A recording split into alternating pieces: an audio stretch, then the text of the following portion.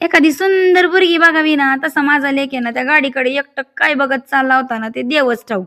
तसंच चालत-चालत देवळात येऊन पोहोचलो. काही नाही हो, शनिवार होता ना, दर शनिवारप्रमाणे देवळात आलो आणि आल्या-आल्या लेकाची चरायची सुरुवात झाली.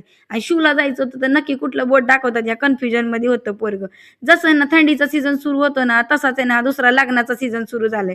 त्यामुळे एक ना एक देवाला नवरदेव नवरी पाया पडायला येतच असतं. आणि या लेकाला आहे ना, माझ्या स्वतःची शाळा जेवढी आवडत नाही ना, त्याच्या दुप्पट तर त्याला अंगणवाडीत आवडतं. काही नाही, त्या अंगणवाडीमध्ये तो स्वतःच राजा असतो ना म्हणून.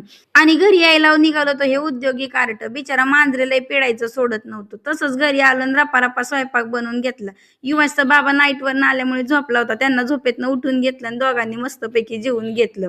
आणि जेवल्यावर हात धुवून डोंगणाला हात पुसून लोळत पडावं असा बाईचा जन्मच कुठला ना हो. असो जाऊ दे. रापा भांडी घासून घेतली आणि संध्याकाळी 4:30 वाजता आवरून परत देवळात येऊन बसली.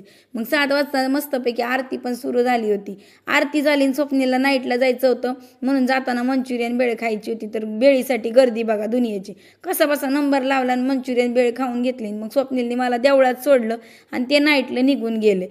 मग जरा वेळ देवळात बसल्यानंतर मग मी थोड्या वेळाने घरी निघून आले. आणि मी वाजता बाबा नाईटला गेला असला ना, की आमच्यासोबत माझी काकी रात्री झोपायला आलेली असते. आणि हा उद्योगी कार्टा बघा, त्याने आहे ना तिच्या तोंडाला चड्डीचं स्टिकर काढून लावलं होतं आणि हे तिला काही माहीतच नव्हते. माझ्या घेण्यात माझा पोरगा एक नंबर आहे हो, बाकी काही नाही. चला तर मग आजच्या पुरती इतकं.